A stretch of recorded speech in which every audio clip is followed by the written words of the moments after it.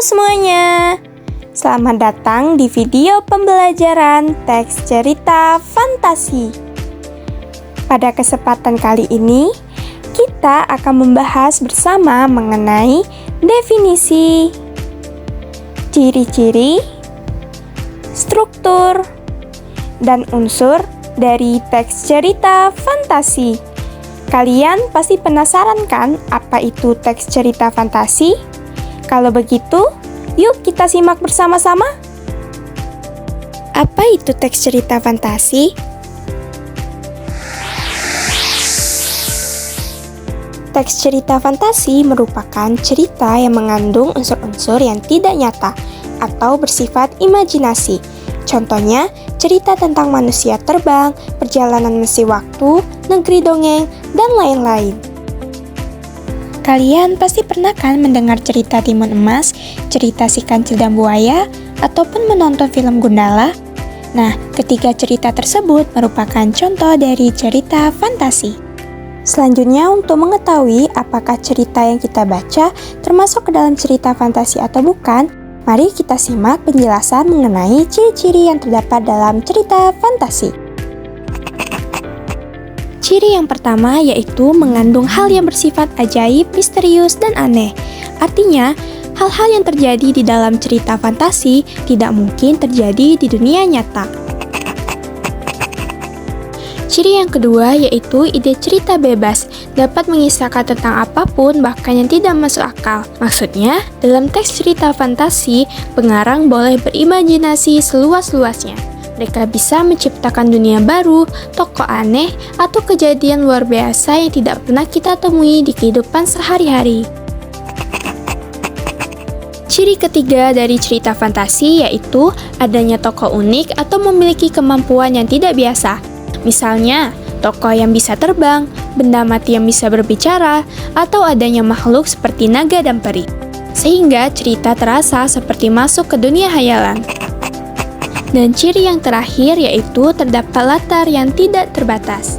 Jadi, tempat dan waktu dalam cerita fantasi bisa di mana saja dan kapan saja, bahkan di tempat yang tidak ada di dunia nyata.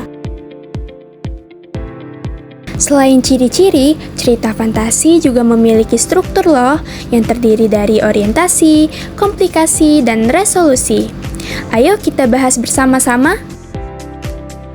Yang pertama, orientasi. Orientasi merupakan bagian awal dari sebuah cerita yang berfungsi untuk mengenalkan pembaca kepada tokoh-tokoh yang terlibat, serta menggambarkan latar tempat dan waktu di mana cerita berlangsung.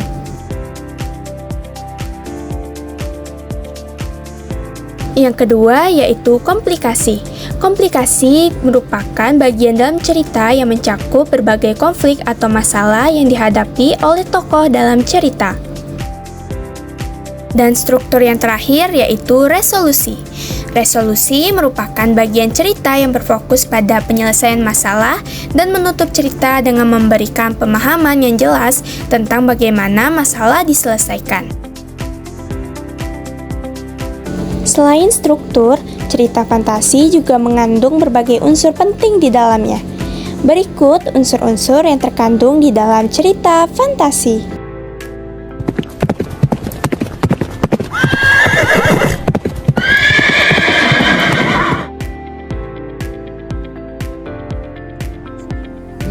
Unsur yang pertama yaitu tema. Tema merupakan ide utama atau permasalahan pokok yang menjadi dasar suatu cerita. Yang kedua, alur. Alur merupakan urutan kejadian dalam cerita. Alur terbagi menjadi 3, yaitu alur maju, alur mundur, dan alur campuran. Yang ketiga yaitu tokoh dan penokohan. Tokoh adalah pelaku dalam cerita, sedangkan penokohan adalah sifat yang dimiliki oleh tokoh dalam cerita. Yang keempat yaitu latar. Latar merupakan gambaran tempat, waktu, dan suasana terjadinya sebuah peristiwa dalam cerita. Yang kelima yaitu sudut pandang. Sudut pandang merupakan cara penulis dalam menyampaikan suatu cerita.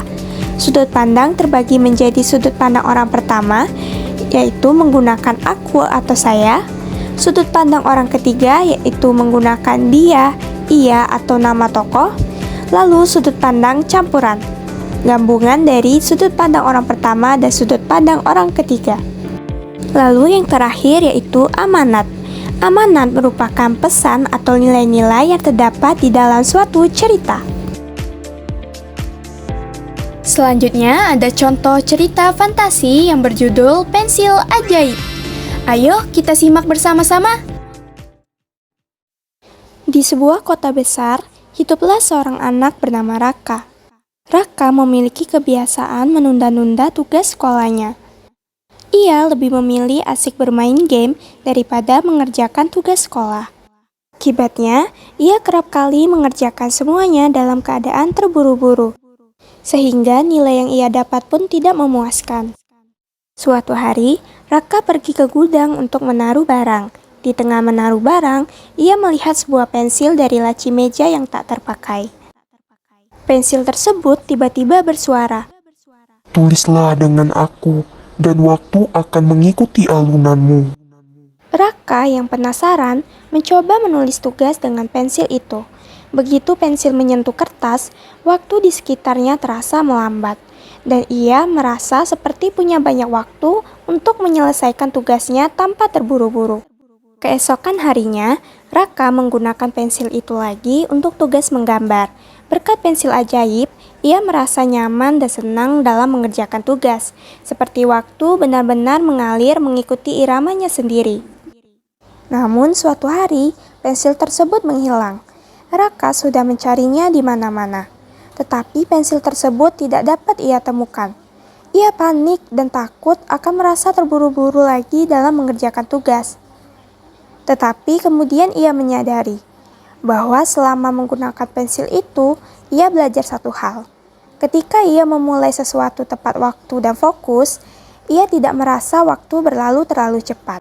Sejak hari itu, Raka tidak lagi menunda-nunda mengerjakan tugas sekolahnya dan selalu menyelesaikan semuanya tepat waktu.